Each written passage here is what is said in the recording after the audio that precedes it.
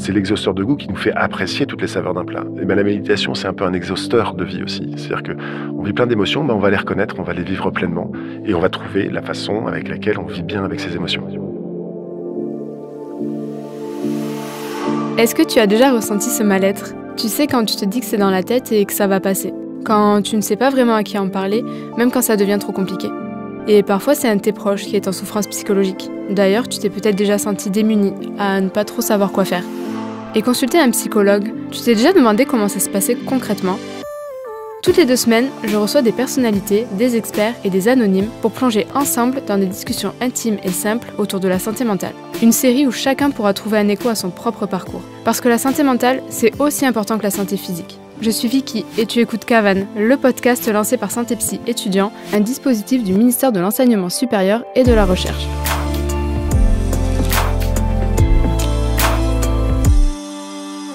Hello tout le monde, je suis ravie de vous retrouver pour ce nouvel épisode de Cavan et aujourd'hui, je suis très heureuse de recevoir Ludovic Dujardin, fondateur de l'application de méditation Petit Bambou. Petit Bambou a fêté récemment ses 10 ans et compte aujourd'hui plus de 11 millions d'utilisateurs avec une présence dans 190 pays.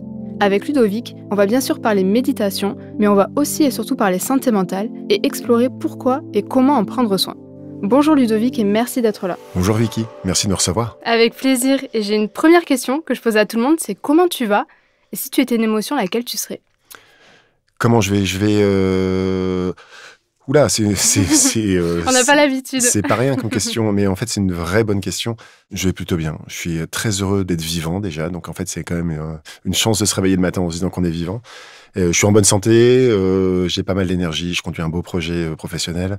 J'ai deux super enfants, donc en fait, non, ça va bien. Et si tu étais une émotion ? Alors, celle que j'aimerais être, c'est la joie. Celle que je suis, elle est un peu plus contrariée en ce moment, donc je suis entre joie et tristesse, mais j'aime bien l'idée qu'on puisse basculer dans plusieurs émotions et en vivre plusieurs à la fois. Est-ce que tu peux te présenter pour les personnes qui ne te connaissent pas encore ? Alors je suis Ludo, j'ai 48 ans, j'ai 2 enfants. Je suis passionné de ce qu'on appelle le développement personnel, d'aider les gens à cheminer vers leur bonheur. Et donc, je conduis un projet professionnel qui s'appelle Petit Bambou, qui est dans cet esprit-là. Et donc, en fait, je me réveille tous les matins avec cette joie de contribuer à cette mission d'aider. Et tu es aussi entrepreneur dans l'âme, puisque tu as créé pas moins de 7 entreprises. Qu'est-ce qui t'a donné envie de créer, d'innover autant ? Je suis un amoureux de la liberté. Donc, en fait, c'était difficile pour moi d'imaginer travailler dans des environnements où c'est pas moi qui les crée. D'ailleurs, j'ai essayé, 2 fois, ça s'est pas très bien passé. Donc, j'ai créé cette entreprise pour essayer d'apporter ma contribution à ce qui me semble être sociétalement nécessaire. Donc, en ce moment, on parle beaucoup de santé mentale et donc je suis ravi d'avoir créé ça il y a 10 ans. Je suis un bâtisseur, j'aime bien la liberté et puis envie de bâtir plein de trucs. M'a amené à créer des entreprises, à les revendre, à passer au projet suivant, à servir de différentes missions, et personnelles et sociétales. Et qu'est-ce qui te plaît justement dans ce métier d'entrepreneur et qu'est-ce qui te plaît peut-être un peu moins ? Alors, ce qui me plaît, le mot très important pour moi est liberté. Ce qui me plaît, c'est d'être capable d'imprimer et son style de façon de fonctionner dans le monde professionnel et de choisir la mission à laquelle on veut contribuer. Ça, ce métier d'entrepreneur est tout à fait fantastique pour ça. Alors, il n'y a pas grand-chose qui me plaise moins parce que je suis très heureux. Ce qui est plutôt de l'ordre de la difficulté, qui est pas si simple que ça à surmonter, c'est que quand on est entrepreneur, les problèmes qui arrivent dans le monde professionnel, on est un peu le dernier rempart. C'est-à-dire qu'il y a des gens, évidemment, j'ai une équipe qui gère pas mal de trucs, mais quand les problèmes deviennent un peu insolubles, on se retourne vers moi en me disant, voilà, comment on fait ? Et donc, du coup, il y a une grosse responsabilité. De temps en temps, on gère des emmerdes qui sont un peu plus grosses que nous. Et donc, ça, c'est peut-être... Une charge mentale, un peu. Ouais. C'est encore que je m'en tire pas trop mal, je trouve, là-dessus. Peut-être grâce à la méditation, d'ailleurs. La déconnexion est pas si simple que ça. C'est-à-dire que je vis mon projet le matin, le midi, le soir, des fois j'en rêve la nuit. Et donc du coup, de savoir se déconnecter pour se reconnecter à quelque chose d'autre que l'engagement professionnel est pas si simple que ça dans ce métier. Mais en même temps, c'est une joie, donc bon. Oui, quand on entreprend, c'est vrai qu'il y a moins cette barrière vie pro, vie perso. Pour le coup, on sort pas du bureau et on passe à la vie perso. La vie perso et la vie pro sont complètement liées, quoi. Ouais, et puis moi j'aime pas trop en fait cette séparation vie pro vie perso parce que c'est une construction mentale qu'on s'est imposée dans notre société en fait. Pour moi on a une vie. Point. On aurait pu aussi par exemple choisir une segmentation qui est vie solitaire ou vie en groupe plutôt que vie pro vie perso en fait. Donc ça dépend vraiment de l'angle par lequel on le prend. Moi ma vie professionnelle me nourrit beaucoup de mon social, c'est-à-dire que j'ai beaucoup d'amis avec qui je collabore. Donc est-ce que c'est du perso, est-ce que c'est du pro ? Bon, c'est pas trop. Et moi, j'aime pas trop segmenter, parce que si on se dit, par exemple, que dans la vie pro, il faut absolument la restreindre pour laisser beaucoup de perso, peut-être qu'on oublie, par exemple, tout l'aspect génial de collaborer ensemble à un projet qui nourrit vraiment le social, qui nourrit de l'amical, qui nourrit de la fierté, qu'on pourrait mettre dans le monde personnel, mais qui en fait se vit aussi dans le monde professionnel. C'est vrai qu'on a tendance aujourd'hui à faire attention à un équilibre vie pro-vie perso et peut-être à se focaliser beaucoup dessus et finalement à se créer du stress alors qu'il suffit juste d'être bien et d'être heureux. Exactement. Moi, je préférerais qu'on ait une vie, par exemple, connectée et déconnectée et qu'on fasse très attention à notre vie déconnectée. Plutôt que vie pro-perso, si on prenait cette segmentation-là, déconnectée ou connectée, peut-être qu'on prendrait aussi plus soin de notre vie en lien social que notre vie à caresser une vitre sur un écran. Ton quotidien aujourd'hui, il ressemble à quoi ? Alors mon quotidien, c'est aujourd'hui, donc je travaille chez Petit Bambou, donc j'y travaille presque tous les jours parce que j'ai une chance assez étonnante, c'est que mes employés, mes collaborateurs, mes amis, on peut dire, je prends les 3 mots, m'ont dit qu'il y a un moment, j'en faisais trop. Et donc, ils m'ont éjecté du bureau une journée par semaine. Ils m'ont dit, ce serait bien qu'il y ait une journée où tu sois pas là, où tu fasses autre chose. Donc, aussi pour préserver leur liberté et puis pour prendre soin de moi. Donc, je travaille 4 jours par semaine. Le dernier jour, je fais de la sculpture et de la musique. Un peu de sport, pas trop d'écran, pas mal de temps partagé avec ma famille pour qu'on partage qui on est, comment on a vécu la journée. Et puis, voilà, peut-être se connecter à des choses qui sont plus sensibles que de la réalisation. Pourquoi avoir eu envie de créer Petit Bambou et justement mettre la méditation au cœur de ton envie d'entreprendre ? Alors, j'avais 38 ans quand j'ai créé Petit Bambou et j'ai été assez marqué par ma propre incapacité à vivre intensément les petits moments de la vie. Et ce que je constatais aussi autour de moi. Je trouvais qu'on passait à côté de la beauté assez facilement en caressant des vitres. Je parle bien sûr des écrans de nos téléphones qui ne nous caressent pas du tout, elles. Elle nous donne un petit shot de dopamine facile qu'on a vite oublié, donc on a l'impression d'être content, mais du coup, ça nous a coupé d'un sourire qui est échangé dans la rue, peut-être d'une belle scène qu'on pourrait voir, d'un joli rayon de soleil qui traverse un arbre. Donc, je voulais réinviter les gens à de la présence au moment qu'on pourrait considérer comme étant futile, mais qui, en même temps, pour moi, font vraiment le sel de la vie. Tu peux nous raconter un peu ce que c'est Petit Bambou, nous expliquer ? C'est une application qu'on trouve sur smartphone et qui propose des exercices de ce qu'on appelle de méditation, de pleine conscience. J'aime bien redéfinir la méditation de pleine conscience comme étant de l'entraînement à l'attention. C'est important de savoir que c'est gratuit à télécharger et il y a des programmes de méditation pour plus d'1 heure et demie gratuits, dont pour les jeunes, dont pour les adultes, pour les tout petits aussi. Et on ne décide de s'abonner que si on a décidé de s'abonner après la période gratuite et qui propose des exercices de méditation. Donc d'apprendre à méditer d'abord, puis ensuite de vivre de la méditation. Donc l'entraînement intentionnel, c'est des séances de 10 minutes qui sont assez spéciales parce que on s'entraîne à rien faire. Et s'entraîner à rien faire est plus si simple que ça dans un monde où on est très incité à faire. Donc c'est simplement s'asseoir, mettre le casque et pendant 5-10 minutes ou un peu plus si on a envie, quand on est un peu plus confirmé, s'écouter respirer, s'écouter ressentir, réentraîner à focaliser son attention sur ce qu'on est en train de faire. Et voilà, et c'est une pratique qui est vraiment très douce, très simple, laïque évidemment. Pas évidemment, il faut quand même le préciser, parce que la méditation pourrait être bouddhiste, mais la méditation de pleine conscience est parfaitement laïque, adaptée à tous, à partir de 5 ans jusqu'au dernier souffle. Et voilà, c'est ça. Et est-ce que tu saurais expliquer le succès que Petit Bambou a rencontré et comment on arrive à devenir l'application de référence sur la méditation ? Alors le succès, pour moi, il s'explique par le besoin sociétal. Je compare souvent ça au sport. C'est-à-dire que si en 1920, si vous faisiez un jogging dans la rue, les gens vous prenaient pour un fou. Parce qu'en fait, comme les boulots n'étaient pas sédentaires, les gens travaillaient en bougeant, il n'y avait pas encore la malbouffe, il n'y avait pas encore tout ça. Donc en fait, on n'avait pas tant besoin de faire du sport pour entretenir sa santé physique. Et donc aujourd'hui, on sait que les jobs se sont sédentarisés, qu'on ne mange pas si bien que ça. Et donc on a besoin de faire du sport pour entraîner sa santé physique. Et la santé mentale, c'est à peu près pareil. C'est-à-dire qu'on n'avait pas trop besoin d'entraînement à l'attention quand on n'était pas sursollicité comme on est sollicité aujourd'hui. Et donc, du coup, il y a eu un besoin de s'équilibrer dans notre fonctionnement de notre santé mentale ou de notre capacité attentionnelle. Et donc, du coup, quand on est arrivé avec Petit Bambou, avec quelque chose qui nous permet de nous équilibrer dans ce monde ultra connecté, en fait, ça a tout de suite été très vite adopté. Et le succès s'explique aussi par la simplicité de la pratique. Encore une fois, il ne faut surtout pas être effrayé par le mot méditation. On vous demande de vous asseoir et de respirer. Hein. Grosso modo, il n'y a pas grand-chose de plus. Un petit peu, mais c'est pas plus compliqué que ça. Et on n'a pas besoin de matériel, de pièces spéciales. Absolument. On n'a même pas besoin d'être au calme. Alors, au début, c'est mieux d'être au calme, parce que comme ça nous permet de mieux nous centrer et de ne pas être dispersés. Mais on n'a plus besoin d'être au calme. Après ça, après quelques heures de pratique, on se rend compte finalement que le bruit ambiant fait partie de nos vies et s'en rendre compte nous permet de nous positionner par rapport à tout ça.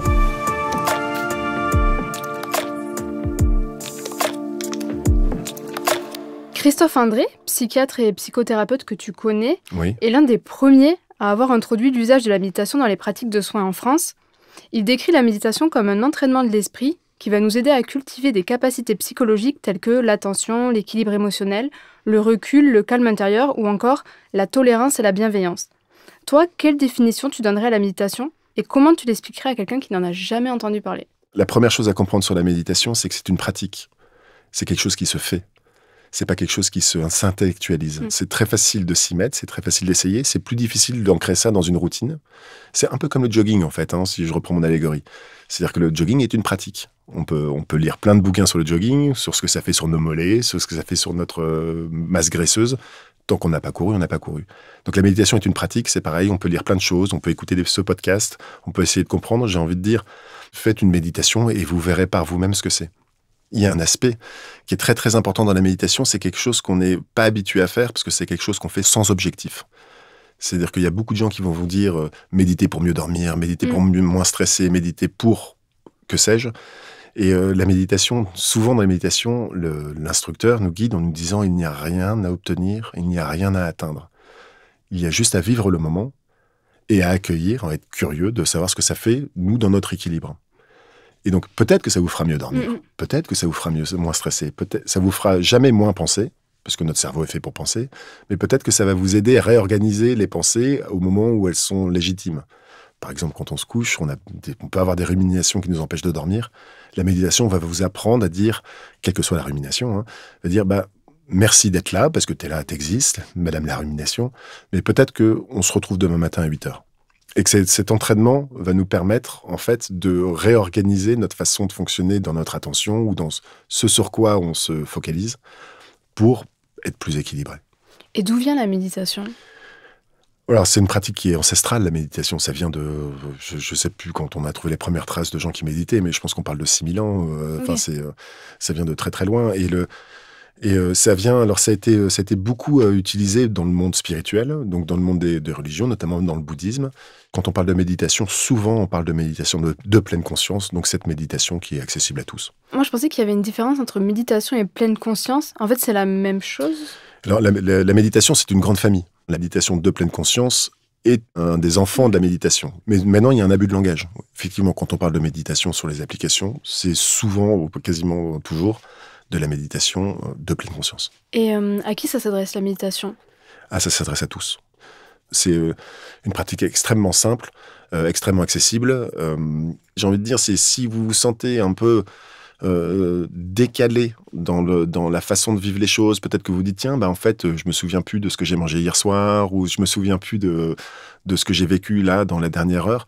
Peut-être qu'en fait, vous n'êtes pas pleinement présent à ce que vous vivez, et si ça commence à vous peser, la méditation est une très bonne pratique pour réaligner et revenir au présent, avoir son attention sur le moment présent. Et ça, c'est toujours. C'est-à-dire que moi, je suis en train de te parler là dans un podcast. Je suis là, en fait. Et si je suis pas pleinement là, je vais moins bien parler probablement, et je vais pas vivre tout le plaisir que j'ai de te parler là. Si je suis en train de penser au boulot, où j'aurais peut-être dû pas venir à Paris parce qu'il pleut, et puis c'est compliqué, et puis mon train est en retard, et si je pars dans mes ruminations comme ça, je vais pas profiter pleinement du moment avec toi. Donc ça s'adresse aussi bien à un entrepreneur qu'à un sportif, qui doit être aussi très concentré. Un talonneur au rugby, quand il lance la balle en touche, il ne faut pas qu'il pense au dernier plaquage qu'il a raté, ou il faut qu'il la lance droit. Donc en fait, il faut qu'il soit pleinement présent. Je sais que Novak Djokovic aussi méditait beaucoup au tennis. Enfin bref, j'ai des exemples comme ça, j'en ai des centaines. Tu expliques qu'il ne faut pas avoir d'attente quand on commence à méditer. Alors, pourquoi commencer à méditer ? Qu'est-ce qui pourrait faire que je me lance dans la méditation ? C'est peut-être ce moment où on se sent un peu déconnecté ou pas vraiment présent à sa vie. On se dit, finalement, je suis en train de traverser ma vie en pilote automatique et j'ai besoin de me reconnecter à qui je suis, j'ai besoin de savoir me réexpliquer à moi-même quelles émotions je suis en train de vivre me retrouver en pleine présence de qui je suis. Et ça, notre monde hyper connecté et notre monde avec les écrans nous éloigne beaucoup de ça. Et donc, du coup, si on commence à sentir des choses qui sont de l'ordre de ce désalignement, la méditation est une des très bonnes pratiques, pas la seule évidemment, mais c'est une des très bonnes pratiques pour arriver à se remettre dans sa vie. Du coup, est-ce que la méditation peut s'intégrer dans un parcours de soins plutôt psychologique, par exemple si je fais de l'anxiété, que je suis parfois un peu déprimée? Absolument. Il y a beaucoup de gens qui nous disent qu'ils sont arrivés dans notre application par la recommandation de leur psychologue. On a été aussi, on a fait tout un parcours là pour être reconnu, enfin avoir le tampon du ministère de la Santé. Donc le ministère de la Santé a validé Petit Bambou. À mon sens, moi qui suis un parcours psychothérapeutique aussi, c'est la méditation aide à prendre conscience. Donc en fait, c'est quand on ne sait pas quel est notre souci, quand on n'a pas conscience et qu'on n'a pas accepté qu'on était en train de vivre ce qu'on était en train de vivre, on a du mal à se lancer dans un parcours de soins. Et la méditation peut être une des premières phases en disant, en fait, je suis en train de vivre beaucoup d'anxiété. Et cette anxiété, elle a des répercussions physiques sur moi, donc il va falloir que je fasse quelque chose. Donc c'est peut-être la méditation qui va venir déclencher le parcours de soins, ou la méditation qui va faire partie du parcours de soins. Quel est l'impact de la méditation sur le corps et sur l'esprit? Et au bout de combien de temps je peux voir des résultats? Alors, il y a des études scientifiques qui sont absolument incroyables sur la méditation. Je vous invite pas à les lire, parce que relire une étude scientifique, ça peut être long. Ça peut être long, et c'est assez...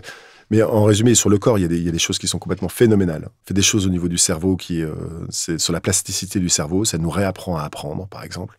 Il y a des trucs physiques qui sont les petits télomères, qui sont des petits capuchons sur nos chromosomes, qui s'allongent chez les méditants de longue durée, et donc qui protègent nos chromosomes. Il y a des trucs qui sont absolument fantastiques, qui sont physiques, qui sont prouvés scientifiquement. La question, c'est à bout de combien de temps? Découvrez par vous-même. La bonne nouvelle, c'est que ce qu'on dit, c'est que c'est très rapide. Mais je préfère pas vous dire c'est très rapide. Ouais, c'est très rapide. Moi, je les ai vus au bout de 5 séances. Hein. Donc 5 séances de 10 minutes. Donc voilà. Mais ça, c'est moi. C'est pas forcément vous. Et on part pas du même point. Peut-être que j'étais peut-être plus désireux de le faire, ou j'avais une envie folle, ou peut-être qu'en fait, ça arrive au bout de la 2e séance pour d'autres, parce qu'en fait, ils sont tout à fait prêts. Ce qu'on dit quand même, c'est que il faut s'accrocher un peu. C'est-à-dire que je reprends mon allégorie avec le jogging. Faire un jogging, c'est bien. Mais enfin, bon, si on veut maigrir, faut en faire un peu régulièrement, quoi. Et les effets sur notre corps, sur le jogging, c'est pareil. Je pense qu'on les voit au bout de 4-5. À bout de 4-5 jogging, on voit qu'on court mieux. Voilà. La méditation, c'est un peu pareil. Au bout de 4-5, on voit que c'est plus facile. On voit qu'on arrive mieux à identifier ses pensées, mieux à reconnaître ses émotions, mieux les embrasser, ses émotions. Et très, très vite. Donc, ne pensez pas que ça va vous prendre un an. Pas du tout. Et à quelle fréquence il faut méditer? J'imagine qu'il faut que ce soit peut-être régulier quand même. Je trouve qu'on a tellement d'injonctions à faire. Donc, il faudrait faire ci, il faudrait faire ça, il faudrait faire ça. Moi, je préfère dire, si vous avez envie, allez-y, vous verrez bien. Mais moi, je vous donnerai pas de « il faut », parce que vous en avez déjà des « il faut ». Donc, si vous me demandez une recommandation, je vous dirais, si vous faites une fois par jour, c'est génial. Et si c'est 5 minutes, c'est bien. Si vous voulez 10, c'est bien. Et si vous le faites pas, ne vous blâmez pas. Foutez-vous la paix. Et revenez quand vous avez envie. Quand j'essaie de méditer, on va dire que j'ai réussi à m'y mettre, je suis envahie par des pensées intrusives, justement, le fait de me poser. Est-ce que c'est normal? Est-ce que ça veut dire que du coup, je suis pas apte, entre guillemets, à méditer? Alors, tout le monde est apte à méditer, et en fait, ce que tu viens de vivre et que tu décris là, c'est un moment de ce qu'on appelle de pleine conscience. Tu t'es rendu compte de ça. C'est ça l'exercice. Tu t'es rendu compte que tu étais peut-être dispersé, ou que en fait, il y avait ces émotions que tu n'arrivais pas à les gérer. Donc en fait, la méditation, c'est assez compliqué quand même comme truc, parce qu'il n'y a pas de concept de « je ne sais pas faire », ou il n'y a pas de concept de « j'ai raté ma méditation ». Ça n'existe pas. C'est-à-dire que si on se dit « j'ai raté ma méditation parce qu'en fait, j'ai pensé à plein de trucs », non, en fait, tu t'es rendu compte que tu pensais à plein de trucs. Donc la méditation est réussie. Ok. C'est pas un état méditatif. La méditation, c'est être pleinement présent. Donc tu as été pleinement présente et pleinement consciente du fait qu'il y avait toutes ces pensées. Et ça va faire des modifications chez toi. Parce qu'il y a un moment, tu vas te dire, mais en fait, ces pensées, est-ce que j'en avais besoin? Enfin, par exemple, je veux dire, tu le vis comme tu veux. Mais est-ce que j'en avais besoin? Est-ce qu'elles sont arrivées au bon moment? Est-ce qu'elles m'aident? Est-ce qu'elles m'oppressent? L'idée n'est pas de dire qu'elles ne sont pas légitimes, parce qu'elles sont là, La question, c'est comment je les classe et comment je les range. Et est-ce que, je sais pas, mon anxiété, elle est justifiée? Donc en fait, simplement prendre conscience qu'on est anxieux pour un danger qui n'est pas là, nous permet de mieux nous gérer avec notre anxiété. Ok, parce que c'est vrai qu'on a l'impression que méditer veut dire je fais le vide, je fais le calme, mon cerveau est au repos, rien ne se passe. L'inverse. Ah, ok. Méditer de la méditation de pleine conscience, c'est se rendre compte de ce qui se passe dans ton cerveau. Si c'est vide, c'est vide. Mais ça n'existe pas un cerveau vide. Un cerveau, ça pense. Hein. Oui, ça pense toujours. Et comment faire si au contraire je m'ennuie, j'ai l'impression de trouver le temps long pendant que je médite? Est-ce que c'est normal aussi ou est-ce que c'est pareil, ça veut dire que c'est pas fait pour moi? Se rendre compte qu'on s'ennuie est déjà un exercice en soi. Ça peut paraître un peu bizarre, hein, mais moi j'aime bien l'ennui. Parce que c'est dans l'ennui qu'il y a de l'espace. Et c'est dans l'ennui qu'on trouve ces ressorts vitaux de j'ai envie de. Je m'ennuie, donc j'ai envie de faire. Voilà. Et quand on est connecté à son ennui, généralement, on développe sa créativité, on développe pas mal de choses comme ça. Et je trouve peut-être que le monde souffre un peu par manque d'ennui. Je suis étudiant, par exemple, et en fait, entre les cours, le travail, je trouve pas le temps de méditer. Ouais. Comment faire? Est-ce que je peux quand même trouver un espace, à un moment donné, pour méditer? Déjà, refusez de vous dire que vous n'avez pas le temps. Dites-vous, je ne prends pas le temps. Déjà, on reprend possession de son propre espace-temps. Voilà, c'est-à-dire que quand je dis je n'ai pas le temps, c'est pas tout à fait vrai. C'est parce qu'on a choisi de faire autre chose et c'est tout à fait OK. Donc, refusez de vous dire que vous n'avez pas le temps. Dites-vous que je ne prends pas le temps, déjà. Donc, ça, vous reprenez possession. Et ensuite, la méditation, il y a les méditations pour commencer, durent 10 minutes. Je trouve que quand on n'a pas le temps, 10 minutes par jour, compte tenu du temps qu'on passe à caresser un écran, on doit se reposer de la question de l'utilisation de notre temps. Et revenir à une connexion à nous-mêmes, 10 minutes par jour, non, 10 minutes par jour, je crois pas qu'il y ait beaucoup de personnes qui n'aient pas 10 minutes par jour à consacrer. Après, c'est une habitude peut-être à instaurer et prendre cette nouvelle habitude jusqu'à qu'elle devienne un réflexe. Absolument. C'est souvent, quand on parle d'habitude comme ça, moi j'aime bien prendre les brossages de dents. Voilà, c'est une habitude. On se dit pas, j'ai pas le temps de me brosser les dents. Bon, voilà, on se brosse les dents, quoi. Enfin, j'espère. En tout cas, si vous le faites pas, je fais une petite injonction à le faire quand même, c'est quand même mieux. Et donc, quand ça devient une habitude, on se rend compte qu'en fait, oui, y a pas mal de méditants qui disent, mais si vous n'avez pas 10 minutes pour méditer, prenez 20 minutes. C'est un peu facétieux, certes, mais au final, c'est de 10 minutes. Enfin, tout le monde a 10 minutes à un moment ou un autre dans sa journée. Et en plus, la méditation peut être une pratique qui s'insère un peu n'importe quand. Surtout depuis qu'il y a des applications, telles que Petit Bambou. Et encore une fois, j'aime bien dire ou les autres. C'est disponible tout le temps. On l'a dans la poche, le téléphone, généralement. Donc, en fait, 10 minutes, alors peut-être pas entre les cours, mais dans un bus, dans un métro, le soir avant de se coucher, le matin en se réveillant, 10 minutes, 10 ou 5. Hein. Il y a même des méditations de 3 minutes, si vous voulez, sur Petit Bambou. Donc, on a forcément le temps. Et est-ce que tu aurais un message justement à faire passer aux personnes qui nous écoutent et qui osent pas se lancer, qui ont peut-être même peur? C'est vrai que parfois la méditation, on se dit « Oh, mais je vais pas m'asseoir tout seul à méditer », voilà, qui n'osent pas trop... J'ai envie de dire, faites l'expérience, soyez curieux, n'ayez pas peur de vous-même, mettez-vous à méditer, faites l'expérience. Vous savez quoi? C'est pas addictif, donc c'est cool. Et vous pouvez arrêter quand vous voulez. Il n'y a personne qui va vous dire « Ah, tu l'as pas fait, tu devrais, machin ». Donc en fait, c'est un truc qui est très personnel. N'ayez surtout pas peur. Et osez cette imprudence d'aller se rencontrer un peu soi-même. En quoi, selon toi, la méditation pourrait être un outil au quotidien pour prendre soin de sa santé mentale? Justement, par cette capacité que la méditation nous apprend à focaliser notre attention et à prendre conscience de ce qu'on est en train de vivre. Donc, prendre conscience de ce qu'on est en train de vivre quand on est anxieux nous permet de gérer notre anxiété. Et j'aime bien aussi, souvent je prends l'exemple de l'émotion de la tristesse. Quand on est triste, on est triste. Et savoir qu'on est triste nous permet d'aller chercher du réconfort. Et oublier qu'on est triste et faire semblant qu'on n'est pas triste, cacher ça sous un tapis et montrer de la joie, en fait, nous fait que la tristesse ressort du tapis quand on est seul et nous fait peur à nous-mêmes. Et donc, acceptez, chérissez cette tristesse. Quand on est triste, on embrasse sa tristesse. Donc, la méditation, pour la santé mentale, c'est un des très bons outils. Le sport, les liens sociaux en sont, la capacité créatrice. Il y a plein de choses qui méritent d'être remis sur le devant de notre propre scène de vie pour notre santé mentale. Et la méditation est un très bon outil. Après, c'est vrai que la méditation, j'ai l'impression, nous aide à accueillir nos émotions qu'on a tendance, en effet, à mettre de côté en se disant « Non, ça n'existe pas, c'est pas là. » Et finalement, on va encore plus mal. Et j'aime beaucoup ta formulation. On a une émotion, on l'accueille. Parce que l'émotion, en fait, c'est un signal qui vient nous dire, voilà.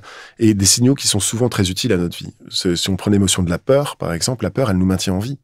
Et si j'ai peur de traverser devant une voiture, ça fait que je traverse pas devant une voiture. Et donc, en fait, si quelqu'un qui klaxonne, ça me fait peur. Hop, mon corps se mobilise grâce à la peur pour être complètement focalisé sur le fait qu'il faut que je me sorte de là. La peur est une émotion très, très utile. Par contre, il faut qu'elle soit à un endroit juste. Il y a des peurs qui sont absolument pas légitimes et qui, pour autant, on trimballe avec nous si on ne les reconnaît pas. et qui peuvent altérer vraiment notre santé mentale. Donc, accueillez les émotions. J'aime bien aussi dire ça, que la méditation est un peu comme le sel sur un plat. C'est-à-dire qu'on peut avoir plein de saveurs, et le sel, c'est un exhausteur de goût. Mais c'est l'exhausteur de goût qui nous fait apprécier toutes les saveurs d'un plat. Et bien, la méditation, c'est un peu un exhausteur de vie aussi. C'est-à-dire qu'on vit plein d'émotions, on va les reconnaître, on va les vivre pleinement, et on va trouver la façon avec laquelle on vit bien avec ces émotions.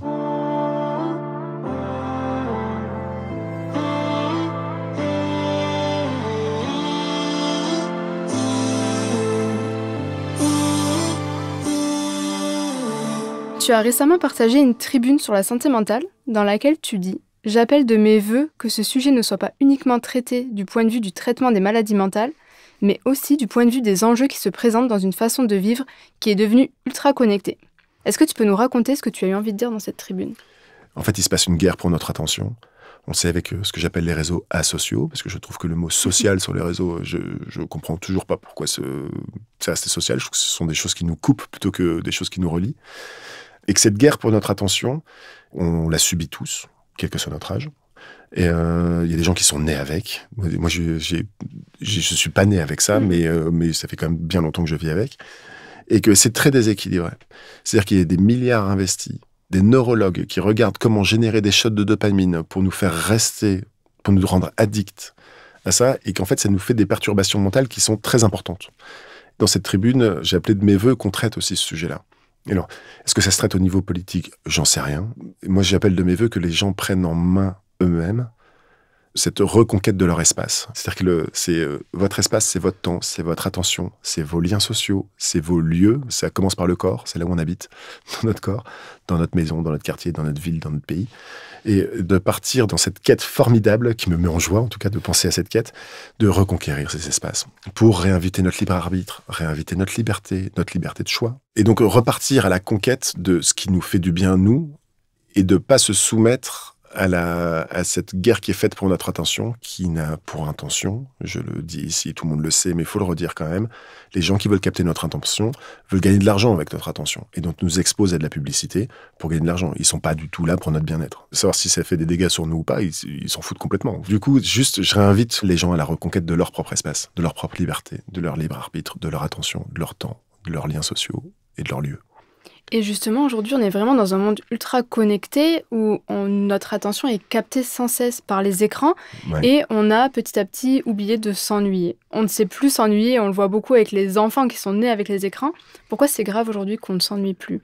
Pourquoi c'est grave qu'on ne s'ennuie plus ? Alors, je ne vais pas faire l'apologie de l'ennui. Je préfère dire, dans cet espace que vous avez à reconquérir, qui est votre espace de choix, c'est-à-dire que une notification peut prendre 10 secondes avant de l'ouvrir, ça va. Ennuyez-vous 10 secondes et réfléchissez si vous avez envie de l'ouvrir ou pas.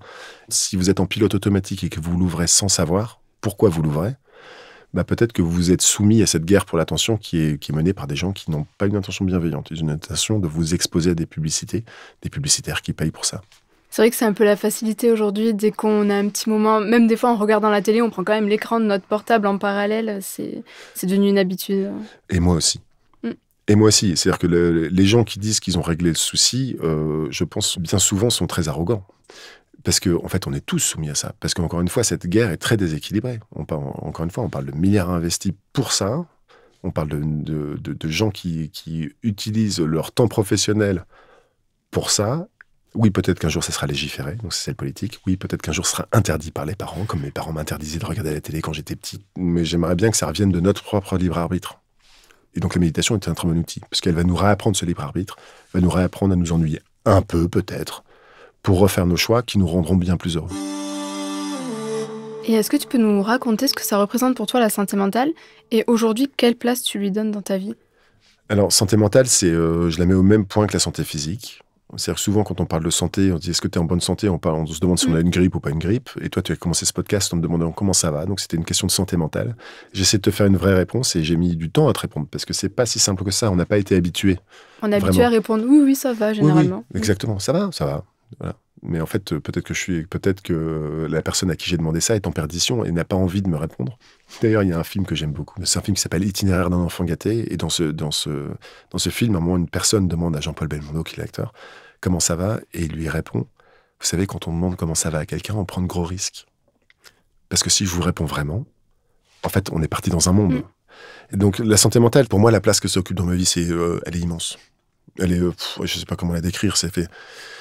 Bon, j'ai commencé une psychothérapie il y a 10 ans, je pense, parce que ça allait pas super bien, et je me suis dit que ça allait durer un peu, et puis en fait, ça a duré un peu, ça m'a pas mal guéri, ou ça m'a équilibré en tout cas, et depuis j'ai pas arrêté. Parce que c'est du développement tout le temps, c'est du développement de ma santé mentale, savoir ce que ça me fait, ce que ça me fait de lire des informations, ce que ça me fait la réaction de gens avec qui je suis en lien, ce que ça me fait centrer sur ma propre santé mentale, pour moi c'est fondamental, et ça me permet de m'équilibrer bien dans ma vie en fait. Et donc c'est pour ça que je te disais à ta réponse comment ça va en fait, globalement bien.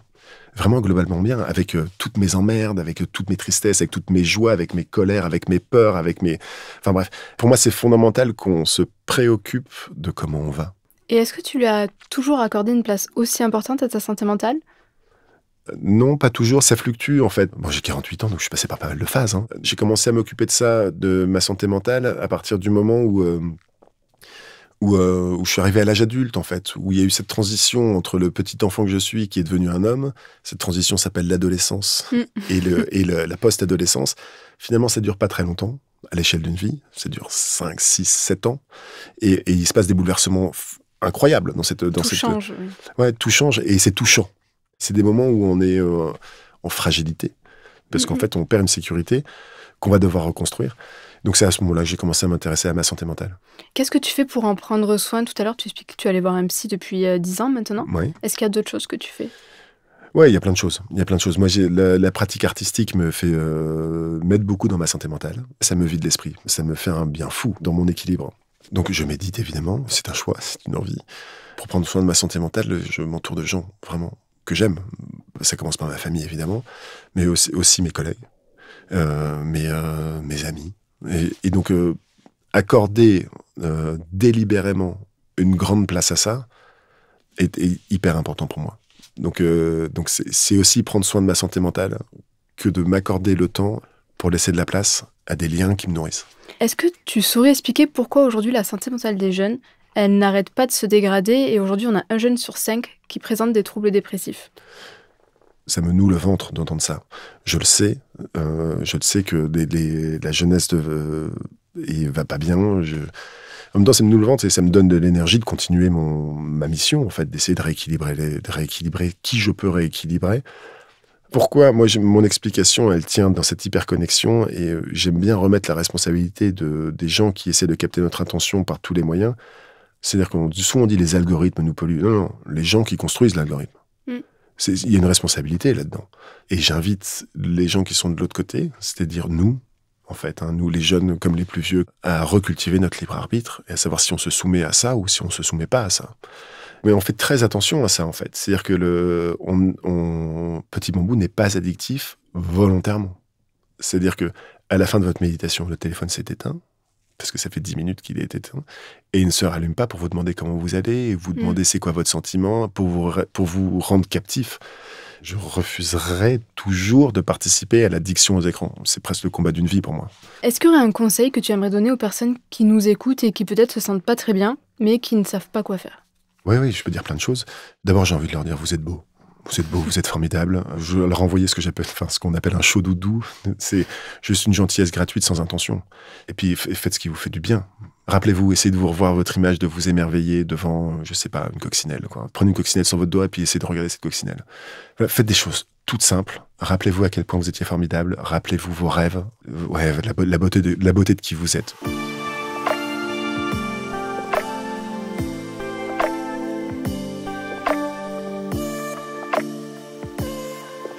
Selon toi, qu'est-ce qui manque dans notre société ou notre culture pour que tout le monde soit plus à l'aise avec sa santé mentale et que ça soit un sujet beaucoup moins tabou que ça l'est aujourd'hui ?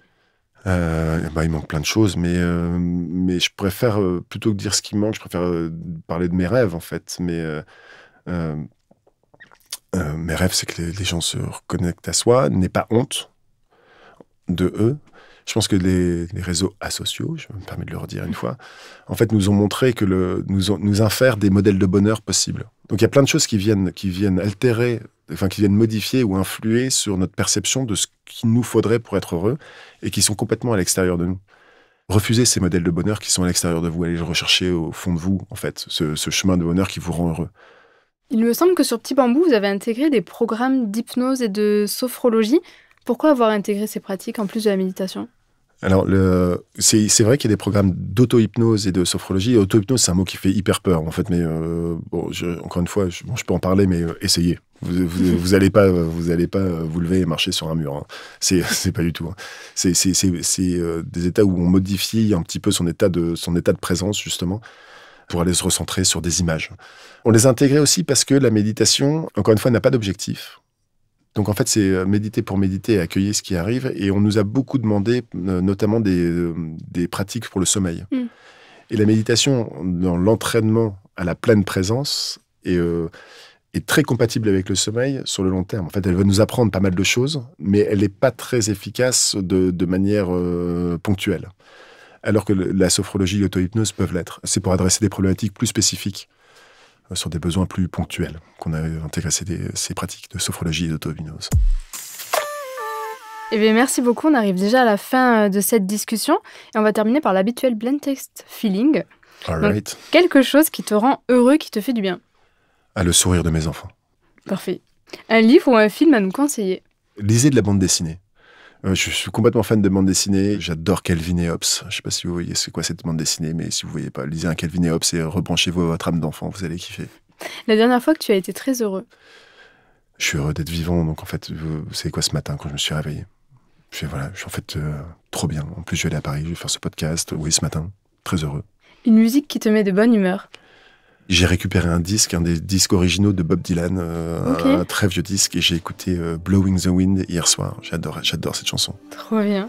Et celle-là, je la rajoute suite à nos discussions. Mais l'équipe de rugby ou le match qui te fait vivre le plus d'émotions? Bon, évidemment, l'équipe de France. L'équipe de France. Et j'ai envie de dire, tous ceux qui jouent au rugby comprendront ce que je veux dire. Tous ceux qui jouent contre l'équipe d'Angleterre. Voilà. Donc je suis assez fan de l'équipe d'Écosse aussi. Et puis dans les clubs, j'aime beaucoup le Stade Toulousain. C'est un peu la meilleure équipe en ce moment. Donc c'est un peu facile de dire ça, mais c'est vrai qu'ils me font assez rêver. Parfait. On arrive à la fin. Merci beaucoup, Ludovic. Merci à toi. Merci à vous d'avoir écouté cet épisode et j'espère qu'il vous a plu. Vous pouvez retrouver le lien de l'application Petit Bambou dans la description. Et j'en profite aussi pour vous rappeler que vous pouvez bénéficier de 12 séances gratuites avec un psychologue partenaire grâce au dispositif Saint-Epsy étudiant. Rendez-vous sur le site saintepsyétudiant.gouv.fr.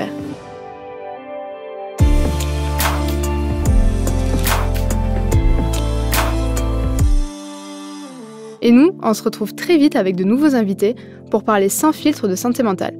En attendant, si vous avez aimé cet épisode, n'hésitez pas à le partager à vos proches, à nous envoyer vos commentaires et à nous mettre 5 étoiles sur vos plateformes d'écoute préférées. Ce podcast est une création Saint-Epsy étudiant, un dispositif du ministère de l'Enseignement supérieur et de la Recherche. Production par l'Acme Productions, écriture et animation Vicky H, composition originale Léo Westphal, réalisation Simon Zrak.